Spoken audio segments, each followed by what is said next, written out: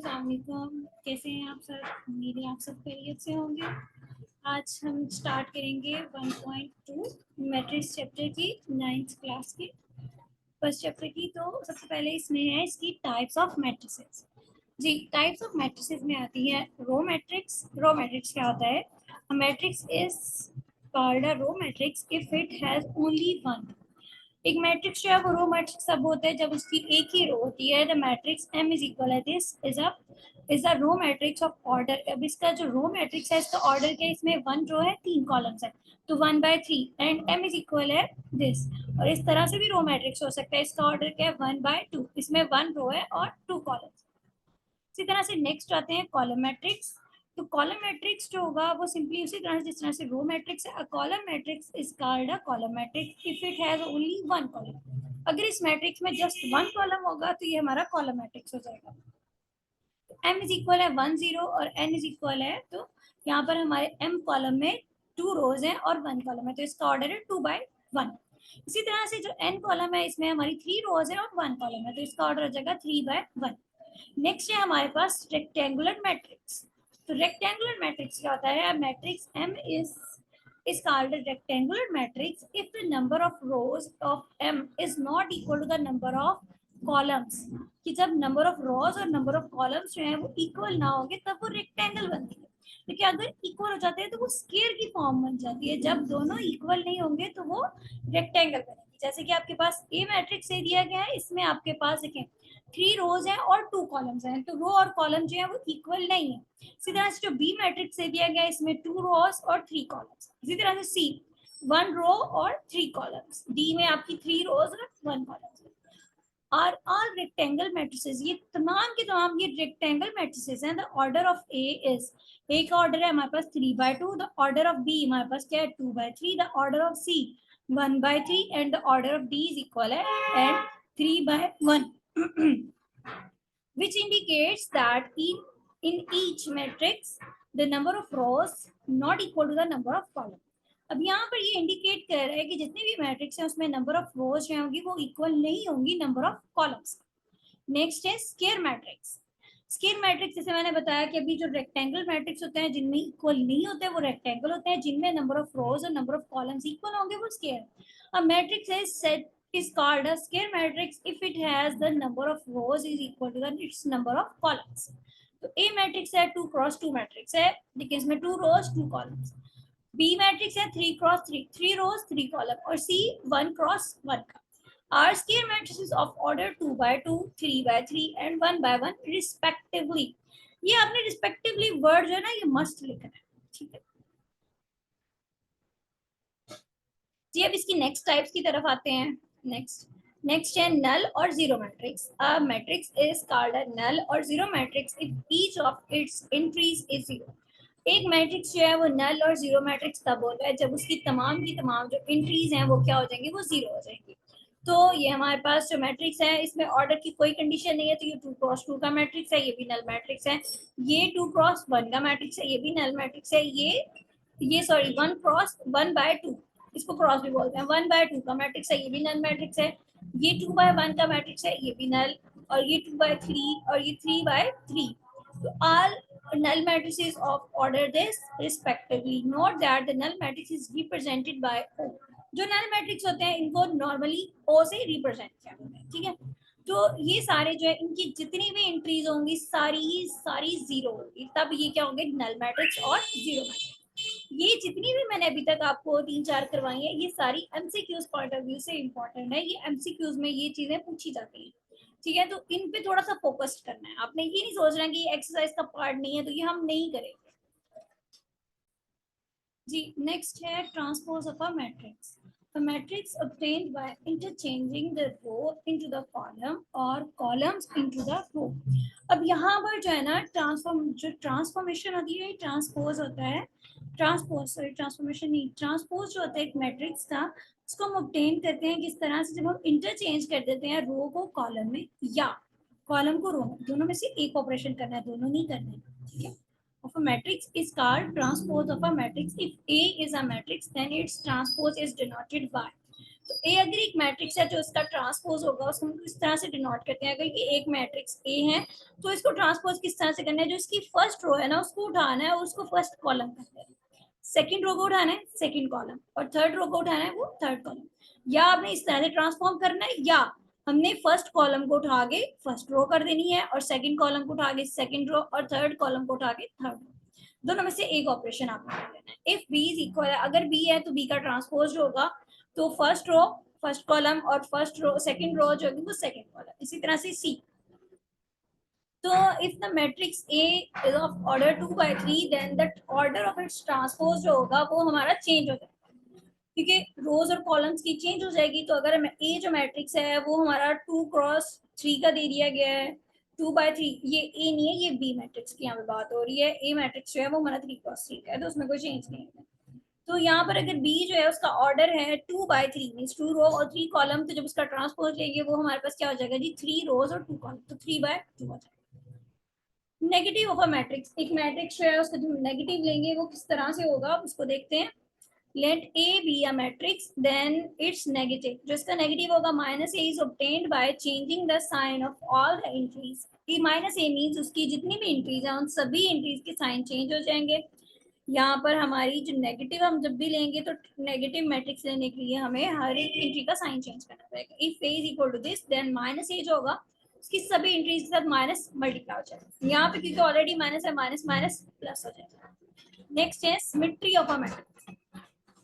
जी symmetry term जो है ना ये एमसीक्यूज पॉइंट ऑफ व्यू से इंपॉर्टेंट है। ये जो है ये एमसीक्यूज में आ जाता है कि सिमेट्रिक मैट्रिक्स जो होता है वो किस तरह से होता है। तो अ square matrix is a symmetric, सबसे पहले तो सिमेट्रिक मैट्रिक वो बनते हैं जो स्क्वायर होते हैं, ठीक है ये चीज आपने याद रखनी है। A square matrix is a symmetric if it is equal to its transpose, अगर जो मैट्रिक्स है वो अपने ही ट्रांसपोज के इक्वल आ जाता है तो वो मैट्रिक्स क्या है वो सिमेट्रिक मैट्रिक्स है। If A transpose is equal है ए मींस ए का ट्रांसपोज जो है वो ए के ही इक्वल आ जाता है तो ये हमारा सिमेट्रिक मैट्रिक्स हो जाएगा, ठीक है।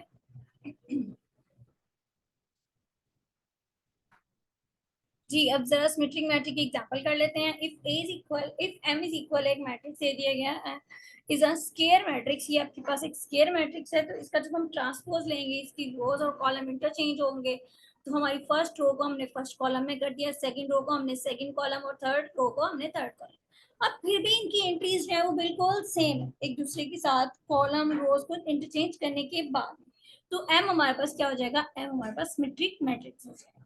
नेक्स्ट एग्जांपल दे दी गई है जो सिमेट्रिक मैट्रिक्स नहीं है। इफ ए इज इक्वल है this then A transpose equal है दिस। ए हमारे पास ये है तो हमने फर्स्ट रो को फर्स्ट कॉलम में, सेकंड रो सेकंड कॉलम और थर्ड रो थर्ड कॉलम, तो ये हमारी एंट्रीज जो है थोड़ी सी चेंज हो रही है, ठीक है। तो ये not equal to since A is not symmetric. अब ये चेंजिंग जो आ रही है कुछ यहाँ पे चेंजिंग आ रही है थोड़ी सी और बाकी भी चेंजिंग आ रही है, माइनस प्लस की भी चेंजिंग आ रही है। नेक्स्ट है स्क्यू सिमेट्रिक मैट्रिक्स होते हैं। स्क्यू सिमेट्रिक मैट्रिक्स जो होते हैं a square matrix A is said to be skew symmetric. पहले तो ये कंडीशन है कि ये जो मैट्रिक्स होंगे वो स्क्वायर मैट्रिक्स होंगे। तो स्क्यू सिमेट्रिक के लिए क्या है कि इफ ए का ट्रांसपोज आप लेते हैं वो माइनस ए के इक्वल आता है तो वो स्क्यू सिमेट्रिक होगा। If A is equal to this तो हम ए का जब ट्रांसपोज लेंगे तो वो जो है वो माइनस ए के इक्वल आएगा तो वो हमारे पास क्या होगा skew symmetric. Minus A means उसकी सभी टर्म्स के साथ जो है वो माइनस आएगा तो वो माइनस कॉमन करके आपने बाहर लिया। नेक्स्ट बहुत ही इंपॉर्टेंट टर्म है डायगोनल मैट्रिक्स। जी स्क्वायर मैट्रिक्स, यहाँ पर भी कंडीशन है कि मैट्रिक्स जो होगा वो स्क्वायर होगा। Square matrix is called a diagonal matrix if at least one only one of the entry of its diagonal is not zero, कि जितनी उसकी डायगोनल एंट्रीज है ना उनमें एटलीस्ट एक एंट्री ऐसी होगी कम से कम एक ऐसी होगी जो कि नॉन जीरो। बाकियों पे कोई कंडीशन नहीं है, ठीक है, बाकी सारी जीरो हो सकती है, कम से कम एक ना सारी नॉन जीरो हो सकती है।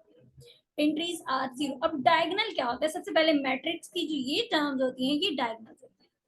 जैसे कि अगर आप कोई भी ट्राइंगल ड्रॉ करते हैं तो ये जो ट्राइंगल की ये एंट्री आती है ये डायगोनल होती है। इसी तरह से मैट्रिक्स की जो ये एंट्री होगी ये आपकी डायगोनल एंट्री, ये must be non zero at least one, ये भी आपकी डायगोनल एंट्रीज चल रही है, ठीक है।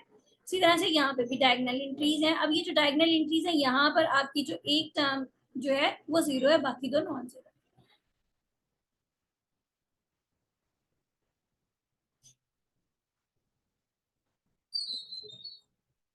जी नेक्स्ट मूव करते हैं। नेक्स्ट जो है स्केलर मैट्रिक्स, डायगोनल एंट्रीज के बाद हमारा डायगोनल मैट्रिक्स पर स्केलर। और डायगोनल मैट्रिक्स जब वो स्केलर मैट्रिक्स है ना, वो तब होता है जब वो पहले वो डायगोनल होगा। Diagonal matrix is called a scalar matrix if all the diagonal entries are same. अगर जितनी भी डायगोनल एंट्रीज दे दी गई है वो सारी की सारी सेम है, और वो क्या है, वो नॉन जीरो है। जितनी डायगोनल एंट्री है वो एक ही नंबर आ रहा है, तो वो क्या होगा, वो आपका स्केलर मैट्रिक्स हो जाएगा। अब एग्जांपल देखते हैं इसकी। फॉर एग्जाम्पल के इज इक्वल टू 0 0। ये के कोई भी नंबर हो सकता है, where k is a constant not equal to 0 और 1। ये जो है 0 और 1 नहीं हो सकता, क्यों? क्योंकि अगर ये 1 होता है तो ये आइडेंटिटी मैट्रिक्स बनता है, अगर ये 0 होता है तो ये नल मैट्रिक्स बन जाता है, फिर ये डायगोनल भी नहीं रहेगा। यहाँ पर जो कंफ्यूजिंग वाली चीज है, अगर देखें अगर आप इस के को सारे को 0 करते हैं तो ये नल मैट्रिक्स है, ये डायगोनल नहीं है। डायगोनल होने के लिए यहाँ पर एटलीस्ट एक के जो होगा वो कोई और नंबर होगा, वो 0 के अलावा कोई भी नंबर होगा। आल्सो अगर इस तरह से ए मैट्रिक्स दिया गया है, बी दिया गया है, क्योंकि इसकी डायगोनल एंट्री सेम है, इसकी भी सेम है, तो ये आपके पास क्या है, स्केलर मैट्रिक्स हैं। ऑर्डर की फर्स्ट 3 by 3, 2 by 2 और थर्ड जो है हमारे पास 1 by 1 रिस्पेक्टिव। नेक्स्ट जो है वो है आइडेंटिटी मैट्रिक्स, जब हमारे पास के जो है वो 1 आ जाता है। डायगोनल मैट्रिक्स सबसे पहली कंडीशन है कि ये डायगोनल होना चाहिए आइडेंटिटी मैट्रिक्स होने के लिए। A diagonal matrix is called identity or unit matrix if all diagonal entries are 1। अगर तमाम की तमाम जितनी डायगोनल एंट्रीज हैं वो सारी की 1 होंगी, इट इज डिनोटेड बाय, इसको हम डिनोट करेंगे 1 से। तो ए इज इक्वल है हमारे पास ये मैट्रिक्स जिसकी डायगोनल एंट्रीज क्या है, 1 है, is a 3 by 3 identity matrix. तो ये हमारे पास 3 by 3 जो होंगे वो आइडेंटिटी मैट्रिक्स आएंगे।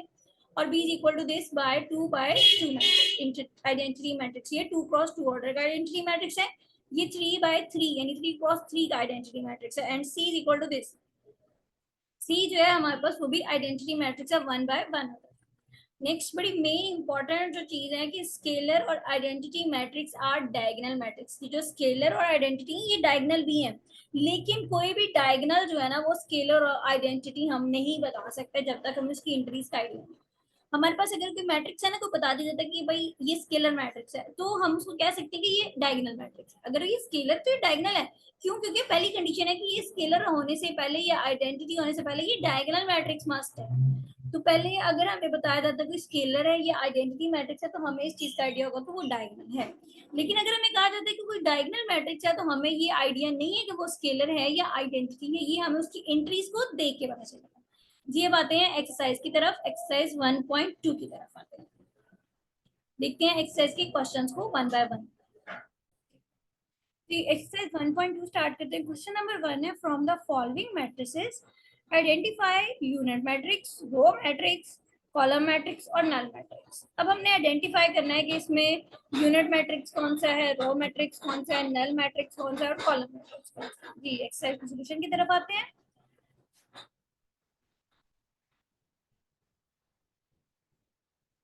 जी एक्सरसाइज 1.2 में जो फर्स्ट ए मैट्रिक्स है उसकी सारी इंट्रीज क्योंकि 0 है तो ये नल मैट्रिक्स है।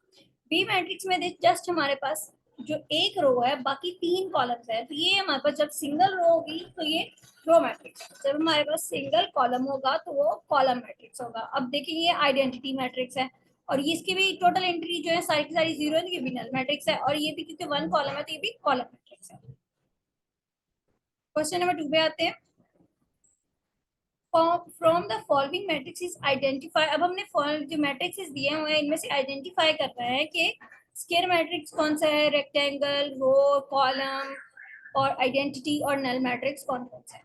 अब देखें ये जो मैट्रिक्स है इसमें रोज और कॉलम्स जो हैं वो इक्वल नहीं है, तो ये हमारे पास रेक्टेंगल मैट्रिक्स है। इसमें क्योंकि सिंपल कॉलम है, एक कॉलम है, बाकी 3 रोज हैं, तो ये हमारा कॉलम मैट्रिक्स है। क्योंकि ये दोनों ही टर्म्स जो है ये सेम सेम है, हमारे पास रो और कॉलम जो है वो एंट्री सेम है, 2 by 2 का मैट्रिक्स है, ये हमारा स्क्वायर मैट्रिक्स है। देखिए इस तरह तो ये भी स्क्वायर मैट्रिक्स है, लेकिन क्योंकि आपको पूछा गया कि आइडेंटिटी मैट्रिक्स है तो ये 1 0 की एंट्रीज है, ये आइडेंटिटी भी है, ये स्क्वायर भी है, ये दोनों आइडेंटिटी। इसी तरह से ये हमारे पास जो मैट्रिक्स है ये रेक्टेंगल मैट्रिक्स, क्यों? क्योंकि रो और कॉलम जो है वो सेम नहीं है। नेक्स्ट जो है हमारे पास जस्ट 1 कॉलम है तो ये कॉलम मैट्रिक्स है। अब नेक्स्ट ये जो है 3 × 3 का मैट्रिक्स है तो ये स्क्वायर है, और क्योंकि तमाम की तमाम एंट्री 0 तो ये नल मैट्रिक्स है। क्वेश्चन नंबर 3 है कि आपने फाइंड करना है from the following matrices identify diagonal, scalar और यूनिट या आइडेंटिटी मैट्रिक्स। अब हमने बताना है कि डायगोनल कौन सा है, स्केलर कौन सा है और आइडेंटिटी मैट्रिक्स कौन सा है। अब ये जो मैट्रिक्स है देखिए, इसकी जो डायगोनल एंट्रीज है ना, ये डायगोनल एंट्रीज इस तरह से भी होती है और इस तरह से भी होती है। ये जो एंट्रीज है क्योंकि इनमें सेम नंबर है, एक ही नंबर है, तो वो कांस्टेंट है 4 और ये हमारा क्या होगा, स्केलर मैट्रिक्स हो जाएगा। नेक्स्ट हमारे पास आते हैं जी बी। बी जो है देखिए, इसकी जो एंट्रीज है, डायगोनल एंट्रीज नॉन जीरो है, बाकी सारी जीरो थी, ये डायगोनल मैट्रिक्स है। उसके बाद सी जो है, इसकी जो डायगोनल एंट्रीज है वो 1 है, 1 1 है, तो ये हमारे पास आइडेंटिटी मैट्रिक्स है। इसकी भी डायगोनल एंट्रीज में देखिए एक एंट्री नॉन जीरो है, बाकी दोनों क्या है, जीरो, तो ये डायगोनल मैट्रिक्स है। अब क्योंकि ये देखिए, जब हम इसको सॉल्व करते हैं तब हमें पता चलेगा ये मैट्रिक्स किस फॉर्म का है। ई इक्वल है, इसको हमने सॉल्व किया तो ये आपके पास आ रहा है जी 2, ये आपके पास 0 0 और ये आपके पास आ रहा है जी 2। तो ये आपके पास स्केलर मैट्रिक्स भी है, ये आपके पास डायगोनल मैट्रिक्स भी है, ये दोनों ही प्रॉपर्टी को होल्ड कर। इसके बाद देखते हैं जी एक्सरसाइज के क्वेश्चन नंबर 3 से आगे जो है क्वेश्चन हैं उनको देखते हैं। क्वेश्चन नंबर 3 के बाद है हमारे पास क्वेश्चन नंबर 4 और 5 और 6। जी क्वेश्चन नंबर 4 को आते हैं, तो फाइंड करना है हमने नेगेटिव मैट्रिक्स दिस। तो नेगेटिव मैट्रिक्स जो होगा वो आपने इजीली फाइंड कर लेना है। जैसे ए आपके पास माइनस ए हमारे पास, उसका नेगेटिव मैट्रिक्स बनेगा, वो बनेगा जी -1 0 और 1। हमने सिंपली इसको माइनस से मल्टीप्लाई कर देना है। जो बी है उसका नेगेटिव मैट्रिक्स बनेगा जी -3 प्लस माइनस और ये माइनस। सी का जब हम माइनस मैट्रिक्स लेंगे, नेगेटिव मैट्रिक्स, मैं यहीं पे सॉल्व कर रही हूँ इसको, तो ये एंट्रीज हो जाएंगी माइनस माइनस, सभी के साथ माइनस होगा वो मल्टीप्लाई। इसी तरह से डी और ई। अब जो डी आपके पास आएगा क्योंकि उसके साथ ऑलरेडी माइनस है, तो मैं उसको सॉल्व करेंगे तो वो हमारे पास 3 4 2 और ये आपके पास 5। इसी तरह से जो ई मैट्रिक्स है, जब हम उसको सॉल्व करते हैं तो ई इज इक्वल है, हमारे पास आएगा जी -1 5 2 और यहाँ से -3, यहाँ से भी -2। ये हमारे पास नेगेटिव मैट्रिक्स बन जाएगा। नेक्स्ट है जी ट्रांसपोज। ट्रांसपोज किस तरह से लेना है, तो ए का जो ट्रांसपोज लेंगे वो हम यहाँ पर भी प्लेस नहीं है, यहीं पे कर लेते हैं मैनेज इसको, मैं इसको रेज कर देती हूँ।